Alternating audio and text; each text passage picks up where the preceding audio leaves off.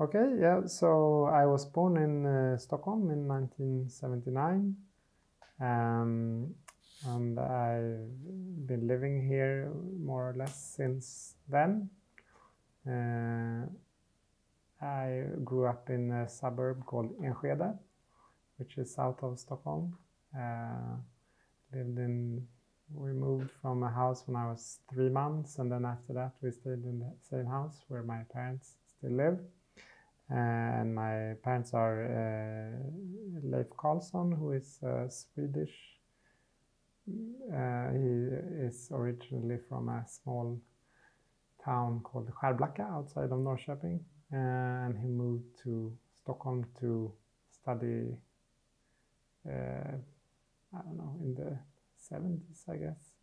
He studied architecture and art.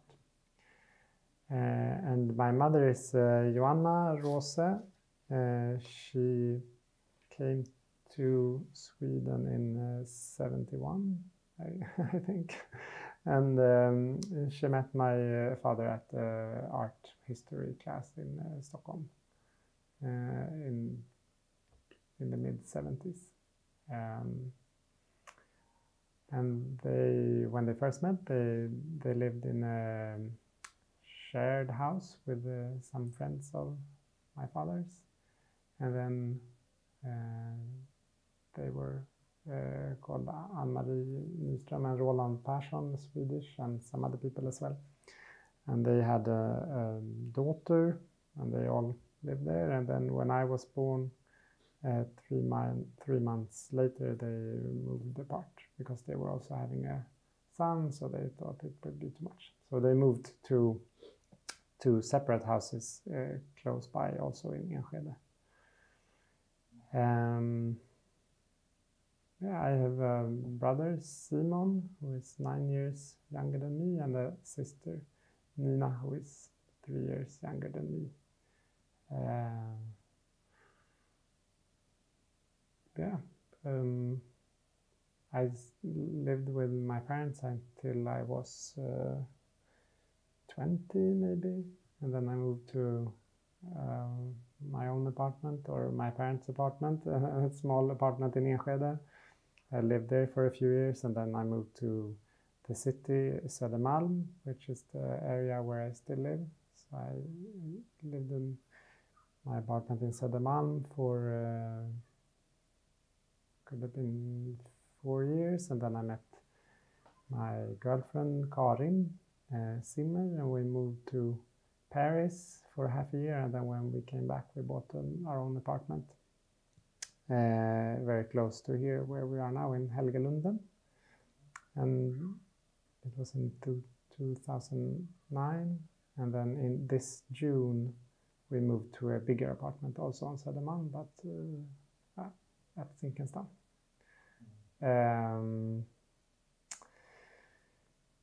Now I'm currently on parental leave with my second child, Jesse, who is soon 11 months old, and I have a daughter as well called Liv.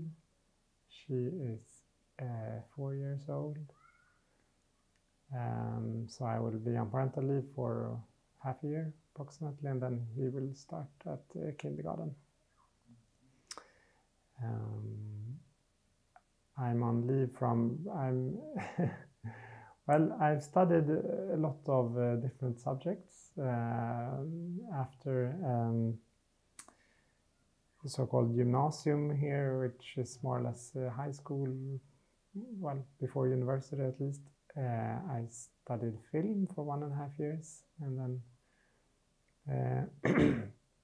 after some time on the film school, I wanted to study something more academic, so I started studying business at Handelshögskolan in Stockholm, which is a business school.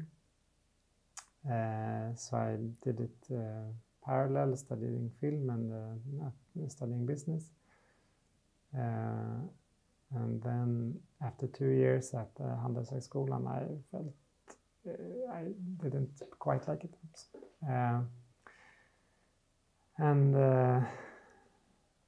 Well, I took a break, more or less. I studied 2.5 years, and then I thought it was too boring, and I took a break. I worked a little in a kindergarten. I started studying still photography.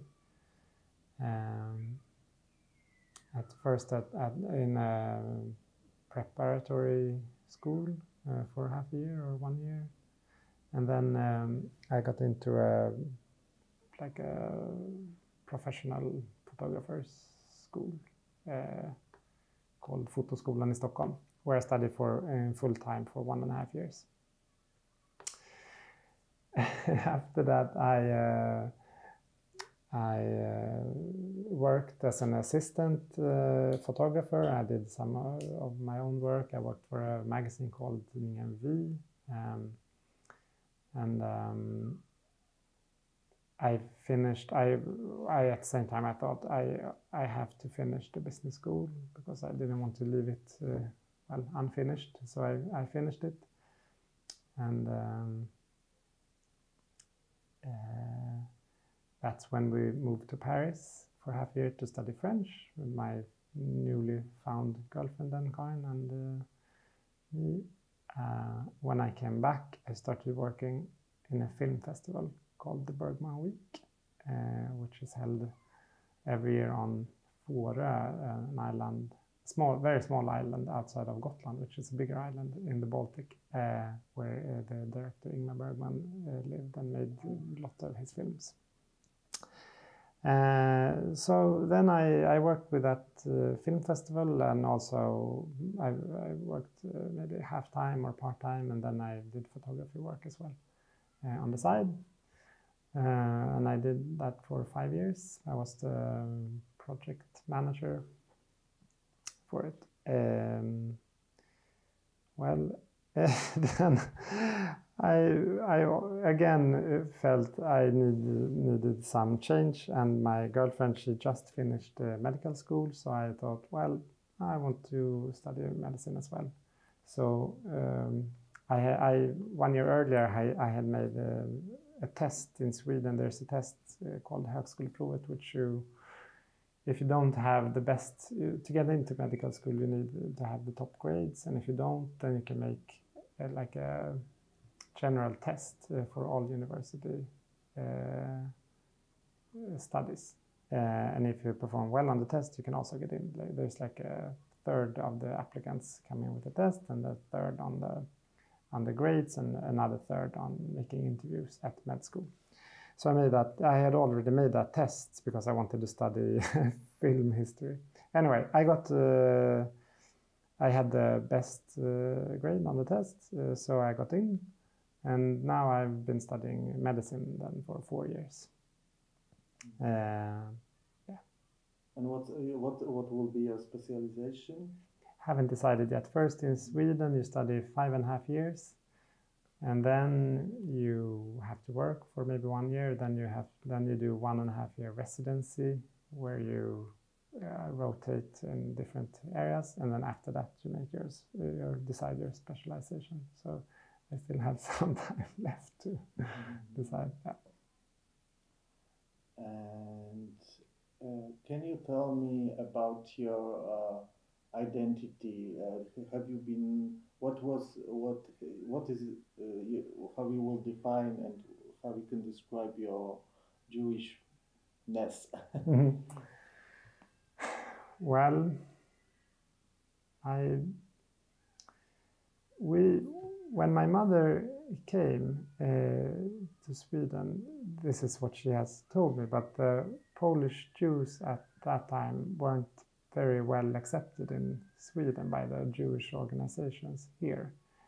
So they weren't really let in, so to say. And also, she couldn't go back to Poland. So we didn't, until after the wall. So we weren't really in the Jewish community in Stockholm. I was at least in the periphery. I had some Jewish friends, but that that went to Jewish like children's camps and stuff like that, and I didn't. So, well, I don't know. For a long time, I had my best friends in high school were Jewish. I guess we must have had some connection, because not many, they weren't also in the Jewish community in Stockholm, but they lived in Enskede as well, where I lived. We didn't think a lot about it. So, I don't know, the thing I most connect with the Jewishness is studying a lot, and it's important to study.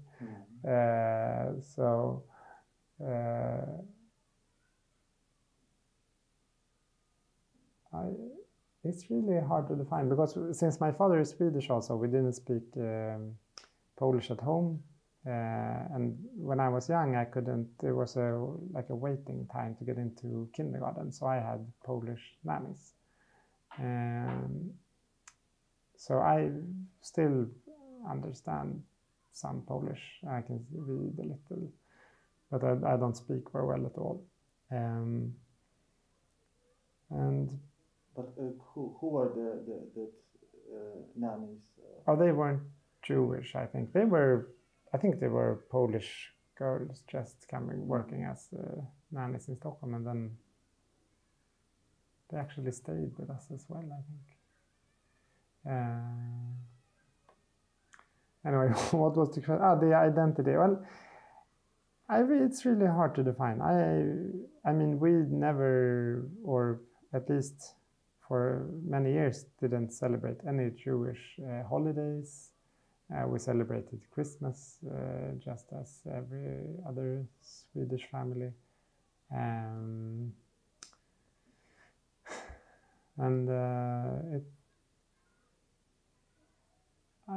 I mean, from the outside, I'm not at all Jewish, but anyway, I feel connected to Jewish people. I also think that since my mother, she has a lot of, she wasn't really in the Jewish community, like organization-wise in Stockholm, but she had, of course, a lot of Polish Jewish friends that came, I mean, that she knew from before, from Warsaw. And they all also had friends all over the world.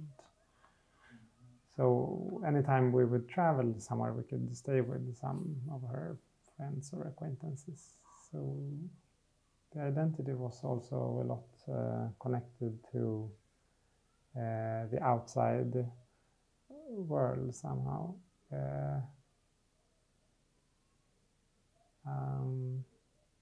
I've been talking to it with my girlfriend. We're not married, so I usually say wife, but we're not married.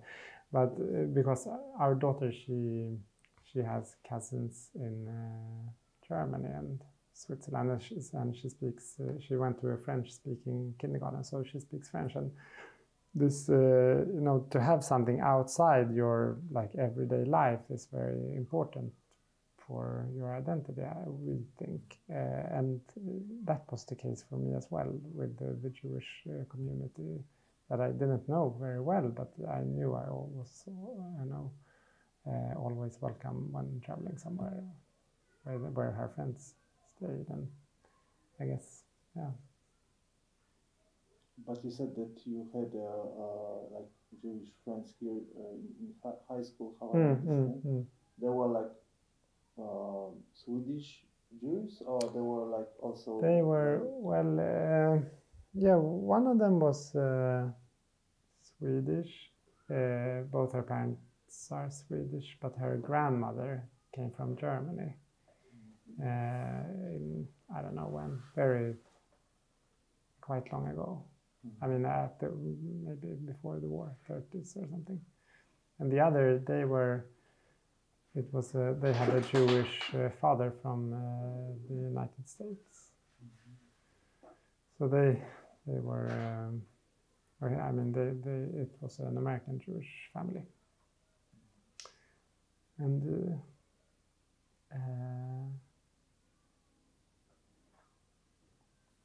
yeah.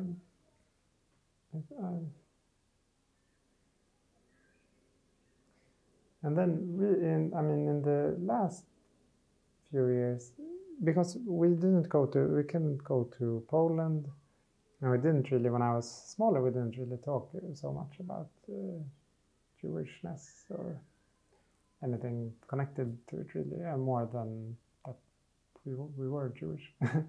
But in recent years, my mother, she's been more interested in Jewish traditions and try to celebrate Pesach and Yom Kippur and some of the holidays. But we really don't know how you do it, so we follow a book more or less. Yeah. But did you, or when you were growing up, did you have you been talking with your mother? I don't know, about Poland. Was she telling you? I don't know, had this because you referred to the possibility or not possibility to go to Poland. Yeah, I mean, when you were growing up, there was this kind of feeling that you, for example, can that there was that kind of idea of Poland, the place where maybe you will go, or not? Not really. It was very, she was quite, I guess she was angry, or what do you say, with Poland. She wasn't happy there. She thought, she could say, it's only full of anti-Semites and peasants. And I don't know, it was this double feeling, that somehow you didn't like it, but on the other hand, it was fun, or I don't know, fun, but it was nice to have another identity. My name is Jakob. In my passport it says Jakob, but I was always called Kuba, and nobody in Sweden knows what it is. So it's always, every time I meet a new person, they ask where the name comes from. So it's the same story every time. But, it's a nickname for Jakob in Poland, and it's, for me, it's always been a positive thing, because I like the name. I like the fact that it's unusual here, and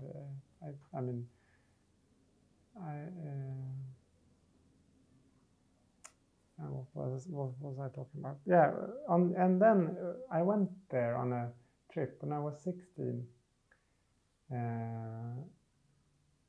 When I started the gymnasium, I started here on Södermalm, and then I had another best friend who was also Jewish in my class there, and he was much more into the Jewish community. Here in Stockholm, all young Jews, I think still, but also then on Christmas Eve, they have a party in the Jewish center for kids, because nobody celebrates Christmas, so they have their own party. So, and he knew all of the Jewish young people, and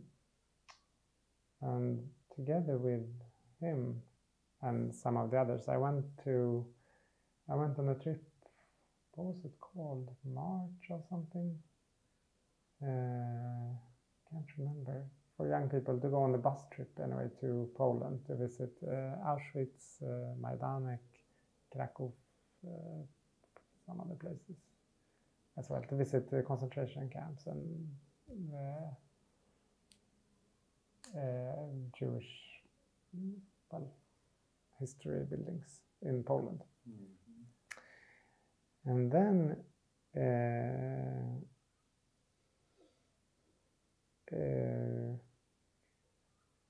it was really strange. I think we had only been in Poland once before that, in Zakopane and Warsaw. But I think that was the last time I was in Poland. It was like 20 years ago. Anyway, when we went on the bus trip, we had we had a guard, I mean an armed guard with us in a leather jacket the whole time, which felt very strange. And when we went around on the bus, there were small, like 10-year-olds throwing rocks at the bus, screaming anti-Semitic things. That was quite shocking, actually. Because then I thought, well, it's true. I mean, it's all full of anti-Semites and peasants. So for a long time I was really shocked. And so for a long time that really just was my picture of Poland. That, well, it's not a great place for Jews anyway.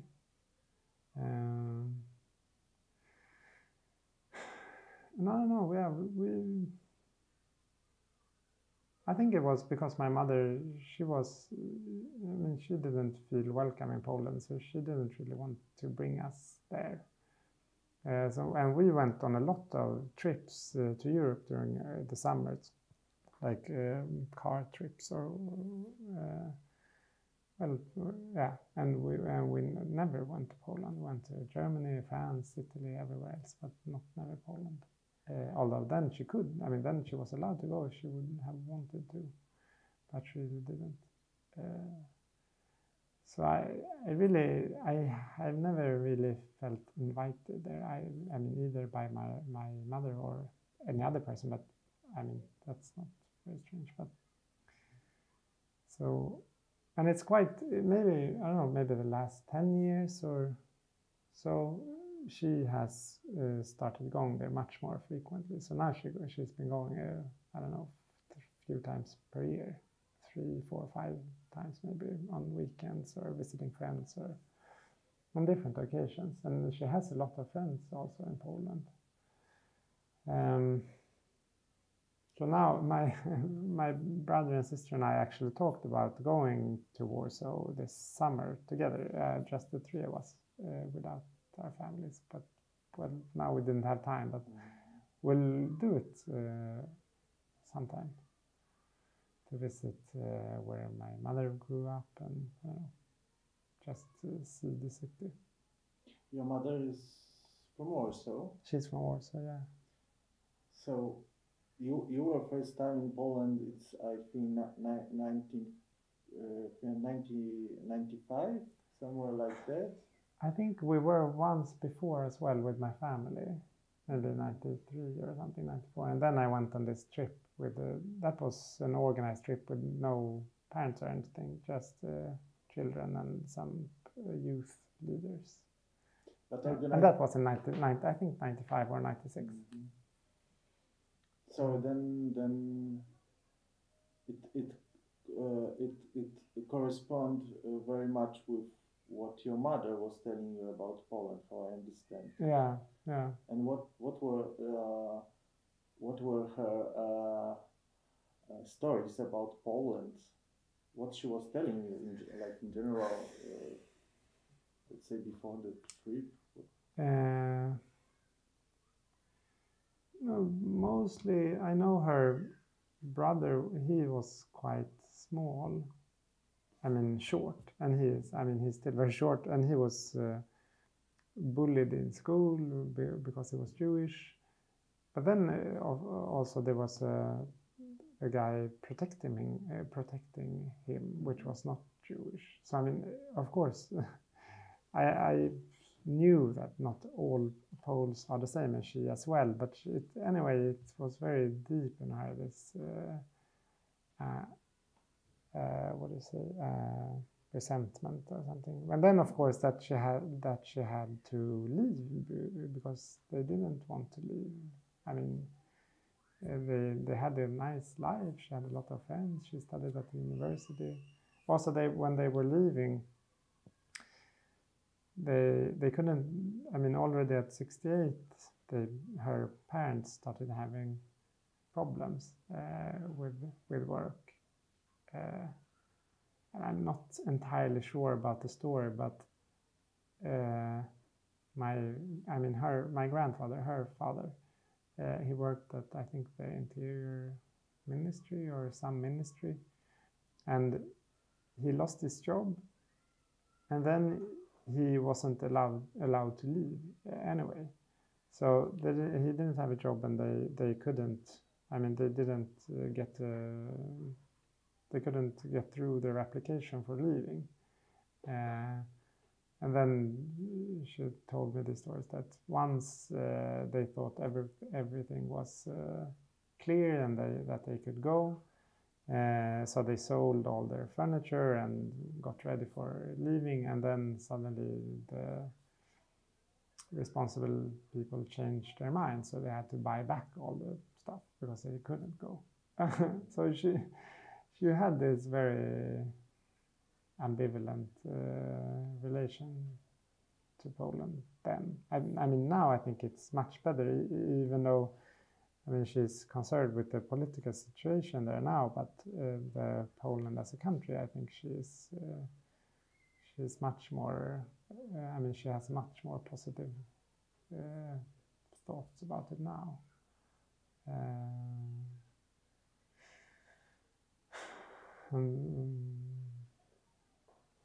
What can I say more about that? But last years, for example, your mother told you something new about Poland, about her. When she started to go more often to Poland, did she started to tell you more about this? Is talk about more often or not? No? Well, not really. It's just that I see that she goes there much more often, so I just assume that she likes being there more as well. Also, she has friends who has apartments in Warsaw, and she visited the Polin Museum.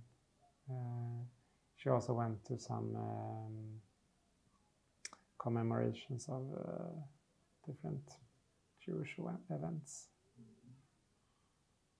She also, my grandmother's best friend, who she passed away, I think this year or last year. She was 100 years old almost, or something like that. So, and she visited her a lot. Every time she went to Poland, she visited that friend. Alla, I think her name was.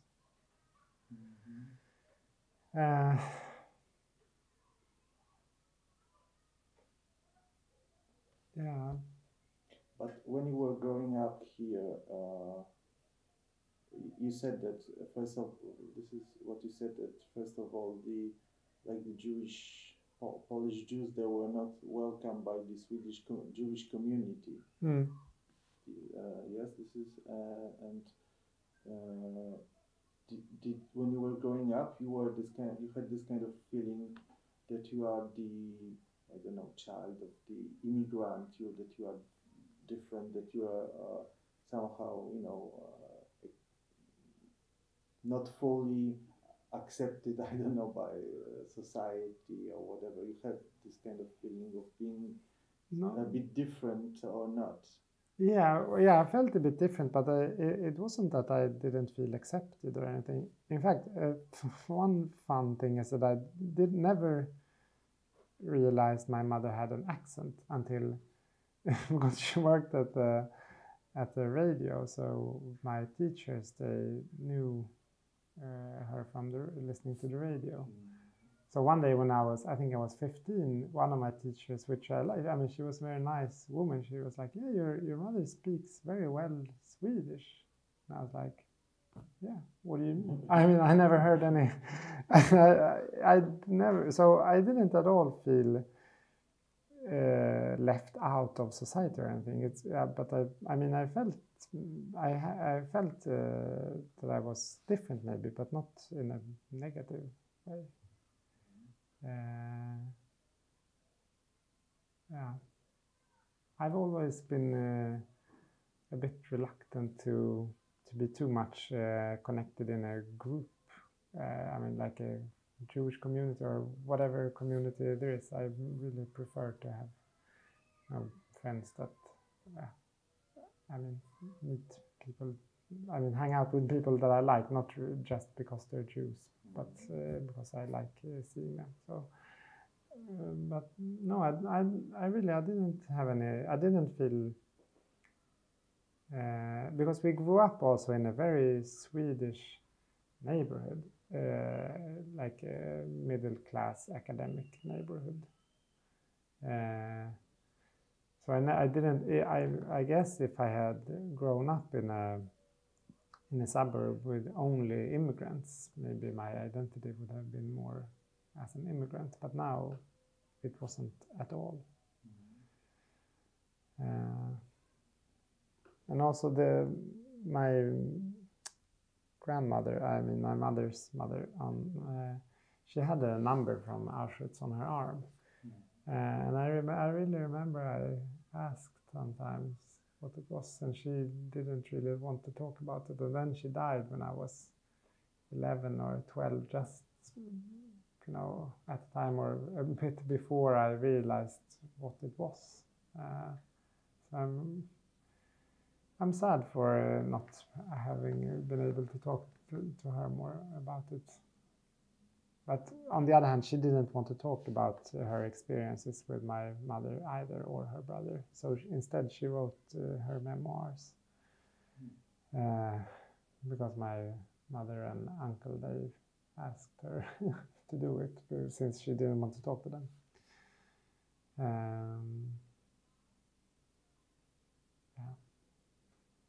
And when you have read that memoirs? Yeah. It was just. I mean, she wrote it she died in 92, I think, and she wrote it maybe 86, and it was in Polish, and I couldn't read very well Polish, and I think it was difficult for my mother and my uncle to do anything with it. They didn't really know what to do with the memoirs, because my grandmother, she didn't want it published or anything. But then my uncle, he stopped working a few years ago, and then he had a lot of spare time, so he translated it into English. So then I read it, but it was just 2 years ago, maybe, or something. A few years ago. But why into English? Oh, because he lives in outside in a suburb to Chicago. So the family came, my mother, her brother, and their parents, they came to Sweden, and he started studying in Lund, and my mother started studying in Stockholm, I think. And then after 2 years, he got a scholarship to Columbia in New York. So he moved to New York, and then he stayed there. And then now he lives outside Chicago, but he lived for a long time in New York, and now he's been living in Chicago for a long time. And he has a son also, who is 17, who is very, very Jewish. So to say, he's very into Jewish culture, and he visits the synagogue or the temple. He has classes for younger kids about Torah studies and stuff like that. So, and he knows much more about the Jewish religion and culture than any of me or my family here.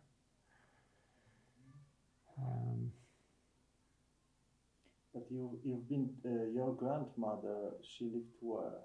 Here in Stockholm. She lived they lived in outside of Stockholm in Täby. It was called a suburb in the northern parts of Stockholm. We went there every Sunday to have dinner, I remember. But my grandfather, my mother's father, he died in 86 or 85. So I really don't remember him much. Just he taught me how to ride a bike. The only, I have some pictures in my mind of it, but other than that, I don't really remember. But was she? What was when some kind of reminiscence of life in Poland? Like, I don't know, in language or in behavior or in I don't know, cuisine? Yeah, she made. I mean, she spoke Swedish to us. I mean, to us children, and I mean, they maybe I think they spoke Polish as well, but she spoke Swedish. And she made chicken broth. And well, that's actually the only thing I remember. No, she also made but they ate pork as well.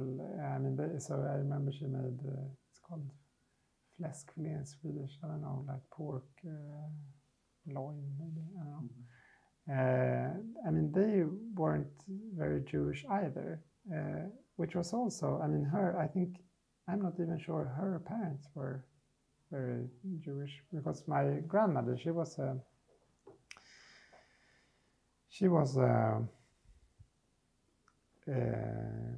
very devout communist for a long time. I mean, so before the war, she had a husband who was killed almost immediately when the war broke out. And that was more because he was a communist, I think, than that he was Jewish. So they didn't have any Jewish traditions, I don't think, either before the war or after, or in Sweden. They were very secular. She was working in Poland as a chemist, chemical engineer or something, and not very Jewish. But how were they Polish? I don't really remember.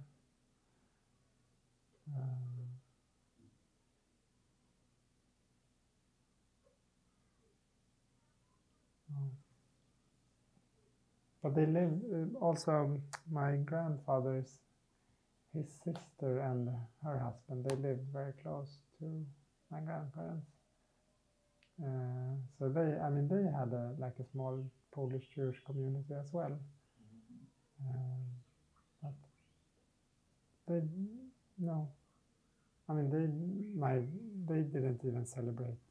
I mean, they celebrated less Jewish holidays than we do now, which is not much. What do you celebrate now? Well, Pesach, if we remember, and Yom Kippur maybe, and Rosh Hashanah. But it's always like,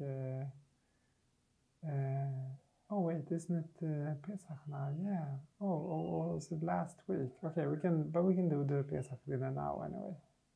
And okay, so how do we do it? Okay, we look in the book. I mean, it's very well. It's but this is like a family just event. Yeah, but we see a lot. I mean, my family, we have every week almost on Sundays we have either breakfast or dinner with I have 2 children. My sister, she has 2 children and a husband. And my brother, he and his girlfriend. So we see almost all of them every week.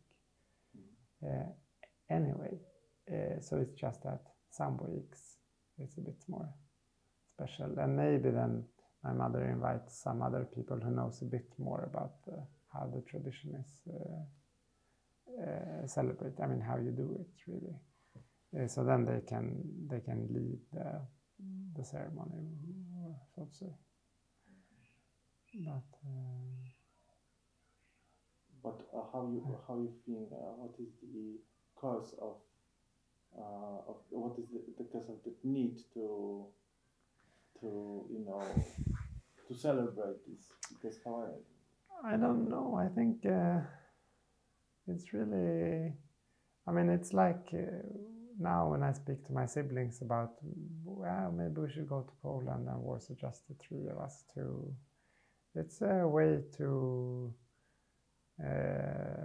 remember, I mean, to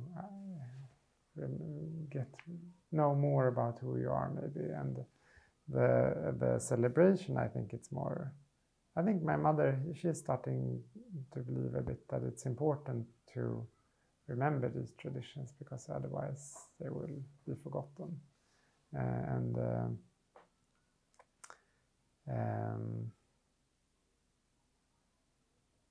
Also that it doesn't have to be that. I mean, it doesn't have to be a religious tradition. It can be. I mean, it can be just like Christmas in Sweden. Nobody. I mean, not very much. Not many people are religious in Sweden, but anyway, everybody celebrates Christmas. So I think her feeling is that, yeah, we might as well start celebrating Jewish holidays as well, just to keep them alive, I guess.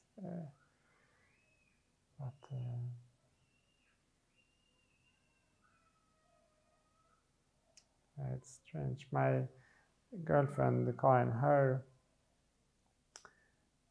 she's not Jewish, but her father, it's a bit the same story as me. Her father is German, so she also always have been, had something else than the Swedish heritage, and his father, he saved a lot of Jews in Germany during the war. So they have some sort of, I don't know. So, I mean, there's some sort of connection there. And also, Karin's cousins, some of them are even though they're not Jewish, they're very into the Jewish culture and very interested in it. I don't know what to say about that, but it's nice. I mean, I haven't read much about how Jewishness is defined, but I think it's interesting. It's good. It's even better. No, but I think it's interesting the mixture of, because I'm not religious, but anyway, I feel Jewish, and it's so difficult to pinpoint exactly what it is. I mean, I don't celebrate any traditions. I don't go to the synagogue maybe once every 5 years. I mean, I don't know. It's. I think, like I said before, for me the most Jewish thing I know is that studies are important. I mean, that has been my picture of Jewishness since a long time. Yeah, but it's also like in Protestant church also. Yeah. Well, I mean, it's at least more than in Catholic church. It's less more important than in Protestant. I mean, I don't know. I think Protestants. I mean, what I would think is that for Protestants, it's important to work and be, productive, more than just studying for studying's sake, so to say. I don't know. Yeah. But what is your knowledge of the events of, this is what we are talking, March 68? I know. Well,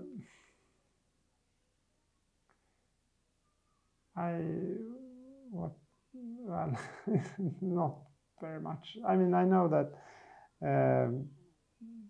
a lot of Jews lost their jobs. Also weren't allowed to be enrolled in the university.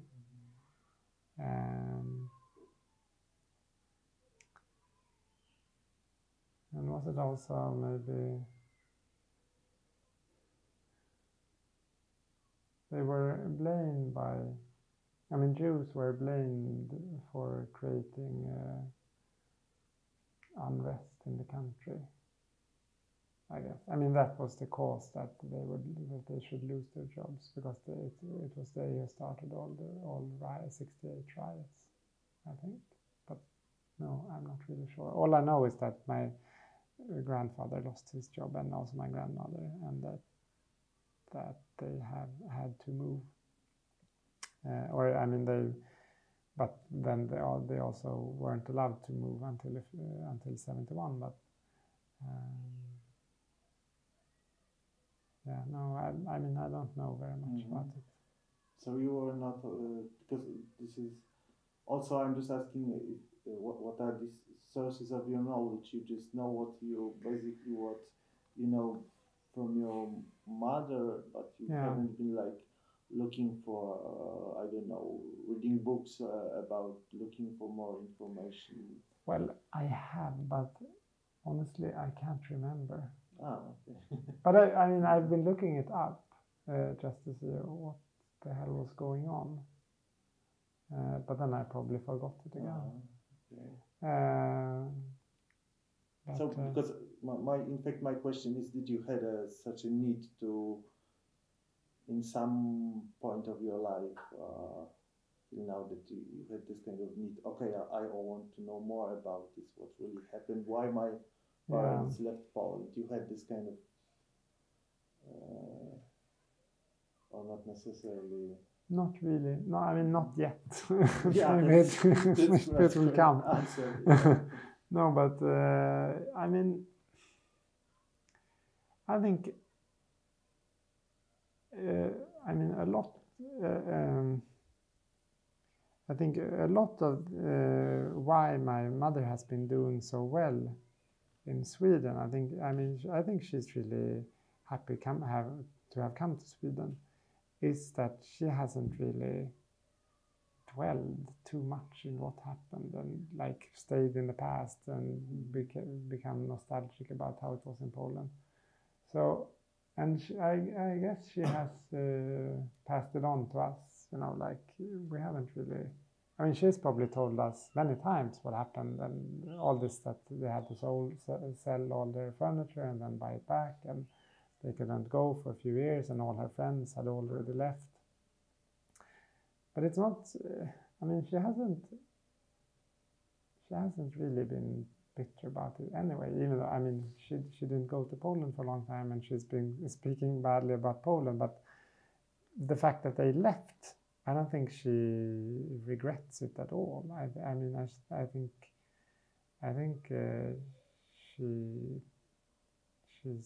she's been thinking that Sweden is a better country to grow up in for children, and I mean, so I think she's been. I mean, yeah. And how do you think about your? I understand that you maybe don't remember them so much, but your grandparents, did they? How do you remember them? They were like happy at the end of the life, and here they were.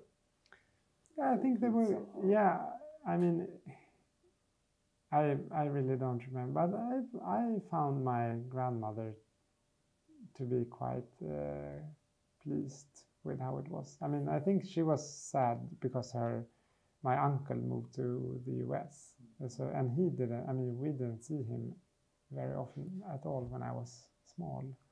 Now we see him many times. I mean, 3-4 times per year or 5. But then we maybe saw him every second year or something, and I think she was sad about that. But otherwise, I think she had a fine life in Sweden, and they were also. I mean, that's also something that I really appreciate with my grandparents, that they really accepted.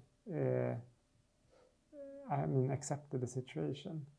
I mean, they both had well-paid jobs in Warsaw, and when they came here, they got some job at, I can't now remember where it was, but there was some Swedish man who was very nice to them and who had them working for him. I mean, they were well educated, and they were good at working. But then, I mean, when they quit that job, and when they were retired, I remember my grandfather, he worked at as a janitor or something at the Science History Museum. Just, I don't know, he thought it was nice. And then he went home and he, you know, sat and he was an engineer, so he like repaired radios or cassette, what do you say, tape recorders, stuff like that. I mean, he was very unpretentious, so to say, and thought, well, okay, now I don't have my private driver anymore, but I can work as a janitor instead. It suits me. Yeah, I mean, I'm fine with it. So it was really, at least they didn't pass any bitterness on to us. I mean, maybe they were sad and bitter, but I really didn't feel it. But so this is how I understand. You have that image the day before that 68. They have like good life in Poland. This is what this is your impression. Yes. I don't know for how long, but they were. I think they had a good life. And your family home, your grandparents, were there any objects taken from Poland, like furniture, or were there objects that you knew, or that you know that were taken from Poland? I have no idea, actually. Probably, but I don't know. I don't think they could take that much, because they came to Sweden as fugitives, more or less. So they stayed in some or immigrant camp for a while. I mean, I think 3 or 4 months they stayed in some, I think, small city called Avesta or something, somewhere in Sweden. So I can't imagine they had a lot of furniture. I don't think so. I think they sold it all before they left. They sold it twice. And any kind of, like photographs or other? Yeah, that I have. My grandfather, he also had a lot of this was it Super 8 films, small. I mean, he had a film camera, so he took some films. Those things, yeah, that's true. I've seen those. And what is under the photos? What they just family events, I think. Well, what's on the photos?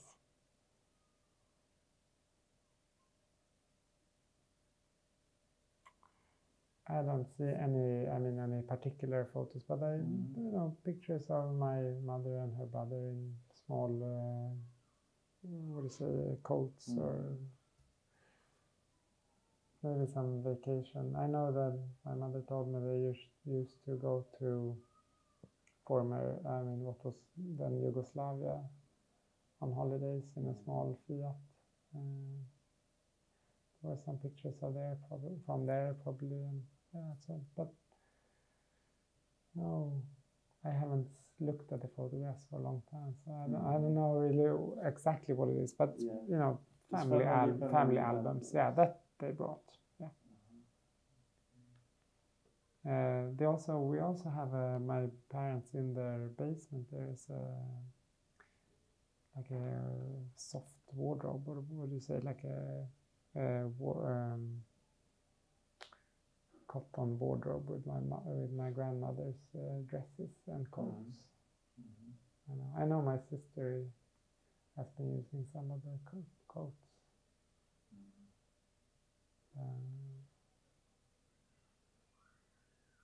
But have you been ever thinking, for example, that if the history would be different, you could be born, let's say, in like in communist Poland? Have you been thinking about that?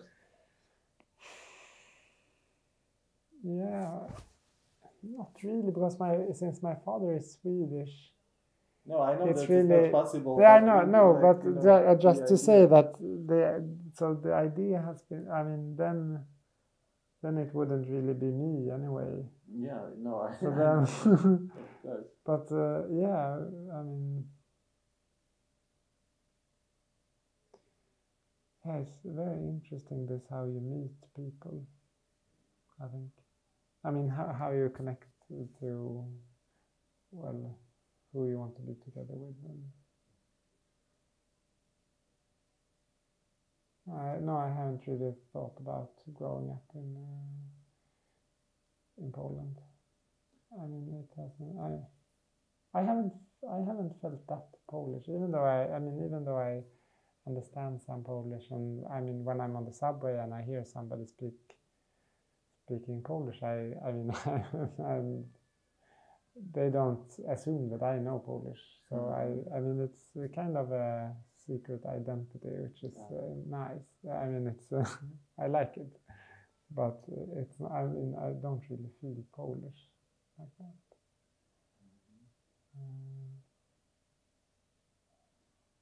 You know, I'm asking because yesterday I was talking with some guy here, like the generation of from the generation of your father parents, and I was just talking about this. What I was trying to force him to tell me, in his opinion, what is the difference between the person that has this experience of immigration from the place where, like, homeland, and the person that doesn't have that experience. And he said that this is that he sometimes just asks himself, like he's thinking about this, what would be if I would not live? So of course, this is, like he said, the question that you will never have answer.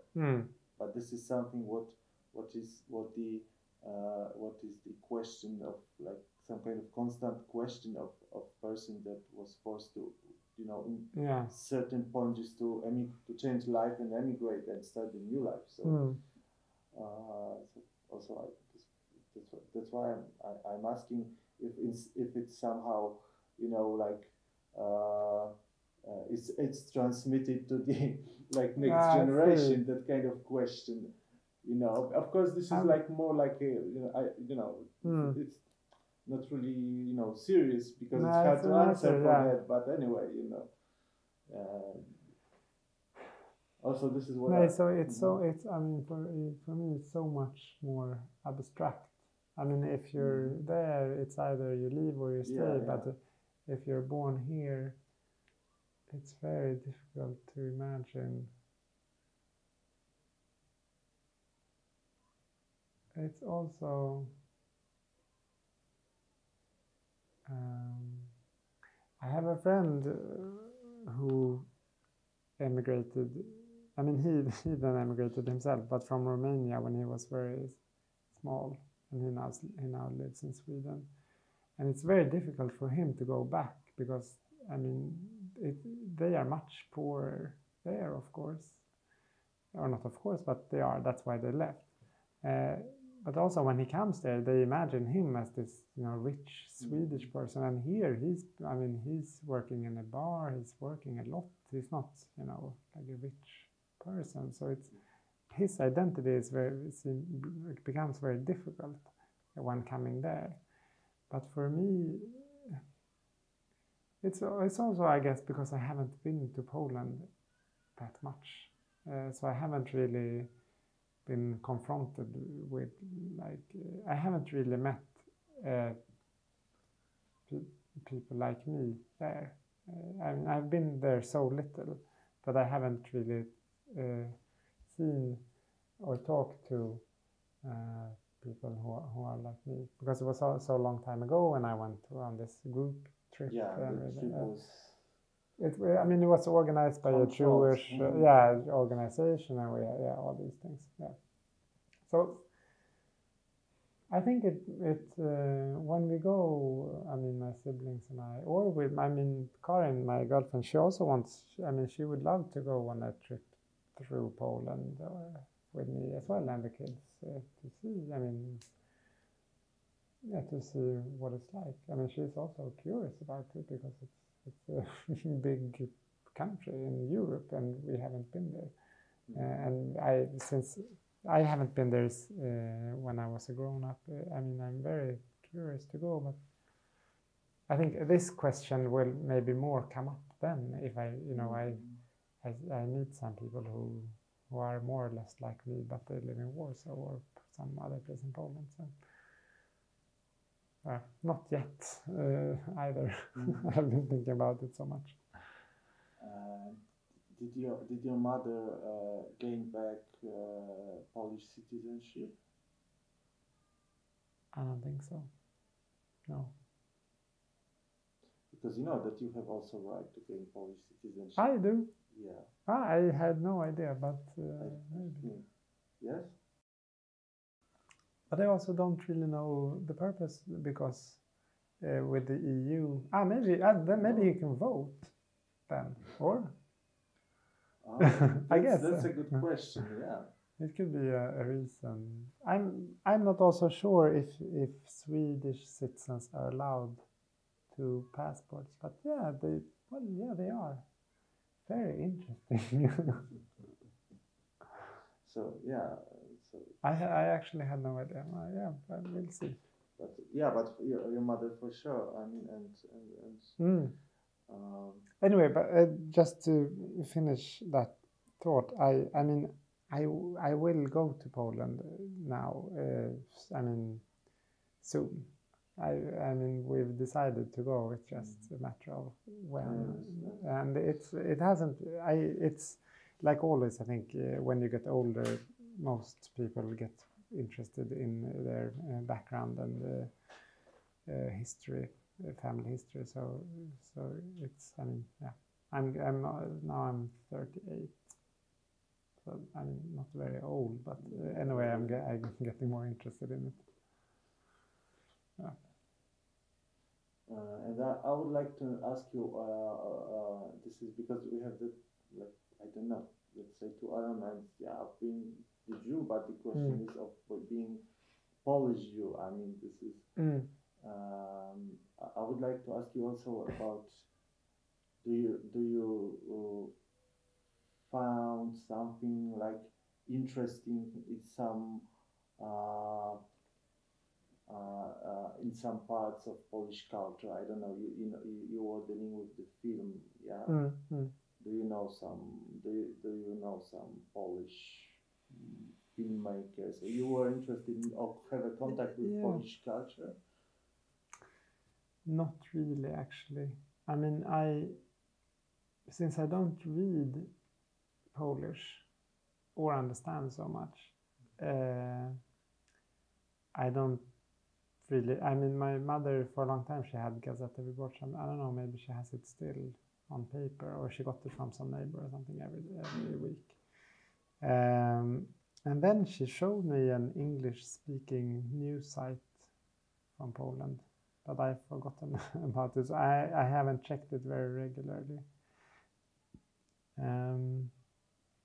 No, so I mean, I don't know very much about it. I know, since I'm interested in film, I know about the film school in Łódź and Andrzej Wajda and I mean, some of Kieslowski, I mean, some of the famous directors. Also, quite many Swedish film people are educated in Łódź. So I know about it from there. And then I saw this film that came the other year, Ida, which I liked a lot. But it's not that I've been seeking out Polish culture more than any other culture. And for me to read a Polish news site in English, I have too little time. I hardly have time to read the Swedish newspapers. So it's no, not really. I mean, I really much want to go to the museum, and that's when it came up that we should go with my siblings, that the museum opened and we should go there, and then also do some other stuff. But other than that, not really. Did you ever experience anti-Semitism in Sweden?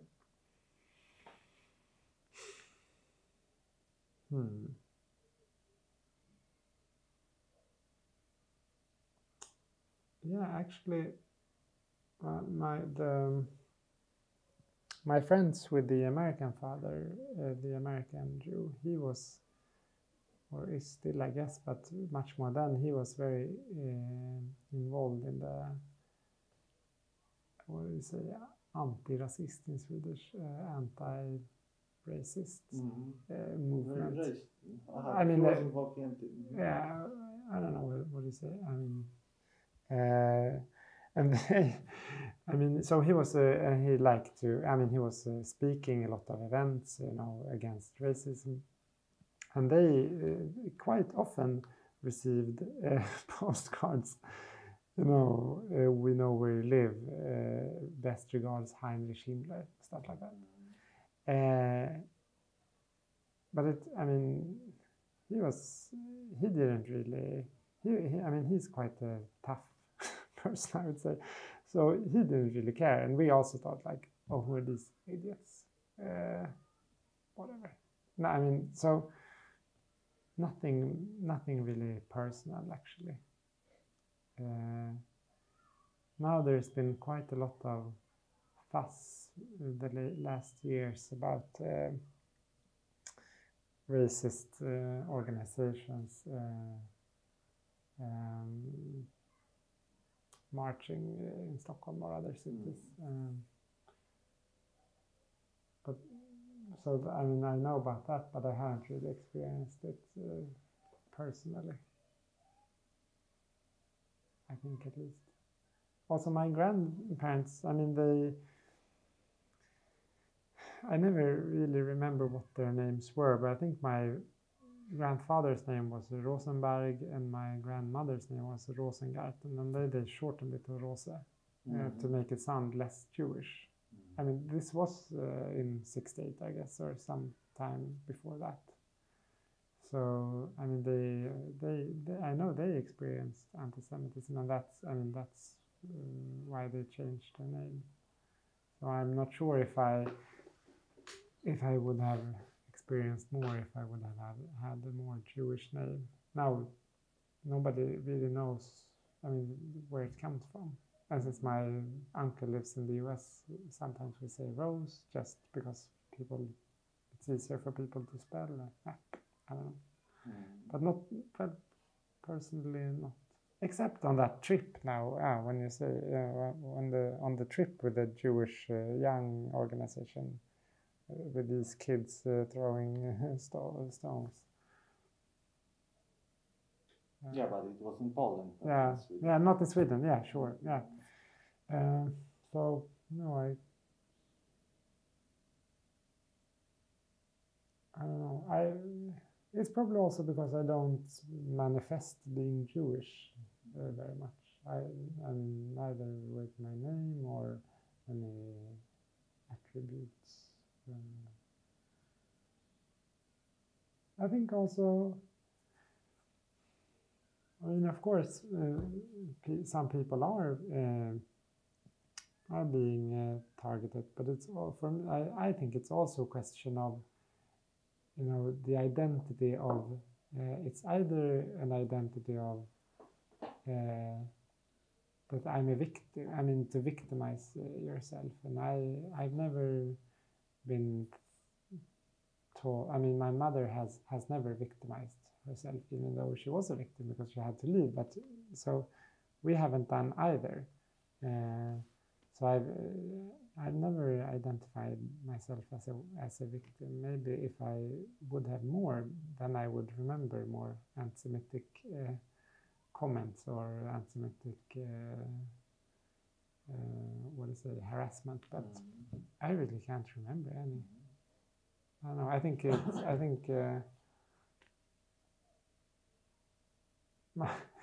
my girlfriend, I get really irritated sometimes with her, but she's always like, you know, when there's a bully or somebody is very annoying or something, she's always like, yeah, but no, it's always much more worse for them than for us.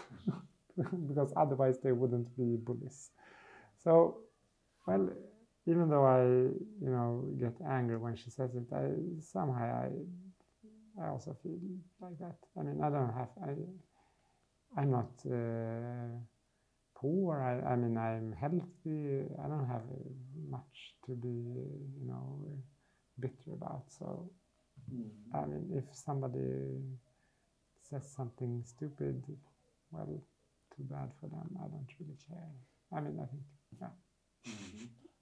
And what is your opinion about the, let's say, immigration crisis in Stockholm? Sweden? Yeah. Yeah, I think it's a very difficult question, because I think to maintain the welfare system in Sweden, there has to be some kind of regulation of who to help, so to say, and to draw the line. Okay, what people we should help or not. It's I'm very glad I'm not a politician. I mean, it's too difficult for me to get.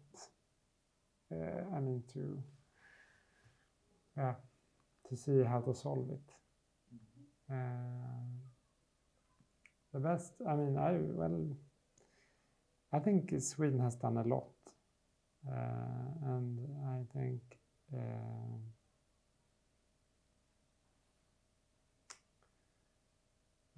No, I don't really know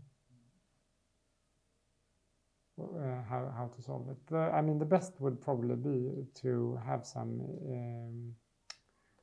either worldwide or EU or organization or something that selects who needs help the most, and then should go to. But politically, it seems very difficult to do it. So. And Poland, I think, is one of the countries who doesn't take any immigrants at all. Yeah. So I really don't know how to solve it. I mean, it doesn't get better either. I mean, the wars in Syria and other places still go on, and I don't know. It's on a so much greater scale than 68, or after the Second World Wars. I don't know, Sweden maybe took 15,000 Jews or something, and now last year there were, per year it has been like 150,000 people, or 100,000. So it's on such so much. Greater numbers. I don't really know how to solve it. Of course, it's not simple. Okay, I would like to ask the last question. How you will define yourself in here? I mean, in the terms of your identity.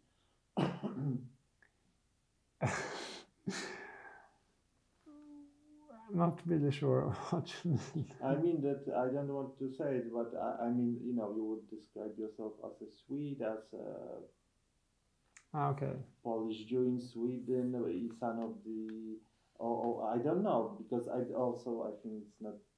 I don't want to push you on your categories. It's actually. I mean, I feel I have different identities. Which I find is nice. So I mean, when I go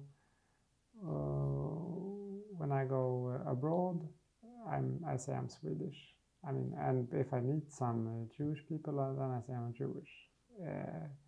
And here in Sweden, I mean, there's no need to say I'm Swedish. So then I say, my mother is, because since everybody asks what the name comes from and think it's Spanish or from Cuba, the country, I say no. I'm Polish Jewish, and I never say my mother is Polish. I say my mother is Polish Jewish, and I mean I tell this story about. I mean the Kuba is a Polish nickname, but Rose. Then they ask, okay, then Rose, what is it? Then I have to say, well, it was anti-Semitic. My grandparents changed the name, and then they came to Sweden and all that. So it's also, I mean, I'm also very happy with having Jakob in my passport, because then, I mean, I never have to explain Kuba to somebody. I mean, if somebody just sees the name on my passport or my ID, and I have to explain, I think it's just Jakob. Or when I order a coffee and they, okay, so what's your name? I say Jacob, because otherwise they don't know what I mean. So I mean, I'm very happy with having these different identities. Just as when people ask, what I work with, I can choose. I can say, well, I'm a medical student. I can say I'm a photographer. I can say I studied business, whatever. I can choose a little what I want to say, which I like, and yeah, feel a bit more special. Yeah. But it's just like how I understand you are talking about the different identities. This is like like you said that you are a doctor or you are a film photographer. So there are different kinds of identities, and one of them, how I understand, is the Polish Jewish. I mean, they're all the same, like.